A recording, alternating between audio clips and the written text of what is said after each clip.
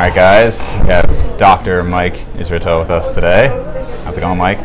Good. So I am first time here at Balance, what is the full name? Balance Studios. Balance Studios in Philadelphia with Mike.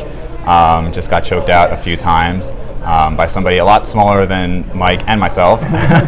So a little bit humbling. Yeah. So how long have you been doing this? 6 years. 6 years, okay. And you are what belt? Purple. Okay. You want to talk about what happened with you today? Yeah, so I usually bait the triangle and triangle choke, and it doesn't work so well on me because I have a really big neck and big shoulders, big traps. But I was going against one of my friends, Judah. He's a really competitive brown belt, and he's super lanky, and he's got triangle set up work front to back. It is my, I usually take him super seriously, like I damn well should. And I was like, I'll sit here and see what happens. I think I'm okay. And then I thought that until I woke up and I was looking at the ceiling, and he's like, hey, you passed out. And I was like, what? I had like a dream and everything. It was crazy. But I get the lesson today is take people seriously when you're doing jiu-jitsu, or pass out. It's not a big deal either way. How much did he weigh? How much did he weigh? He probably weighs like around 150 pounds under, and I probably weigh about 230 to 240. So yeah, some humbling stuff. Yeah, totally. Yes, technique is a real thing. Yeah. So how does this incorporate into your lifting? How do you have to like watch your MRV and all that? Yeah, totally. Well, so like I would have a really high MRV in lifting if I didn't do jiu-jitsu, so I have to make room for it, and that's kind of the quintessential big lesson when people say like, how do you combine sport X with sport Y?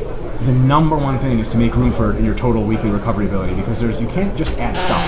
People always make that mistake. Like, I'm powerlifting and I'm going to add bodybuilding. And they're like, no, you're not. You're going to put it into some context there, but you're going to remove some powerlifting. So I have to do a little bit less lifting than I would like. I would be a better bodybuilder if I didn't do jiu-jitsu. But jiu-jitsu is so fun. Yeah. It's just awesome to be able to move and feel your own flow and kind of feel a little safer on the street, I guess, if people don't have guns or knives, or if they do, it's all the same. How much do you think it's affecting? I mean, it's hard to put a percentage on it, but I mean, do you think you are noticeably further behind because of the jiu-jitsu? Yeah, for sure.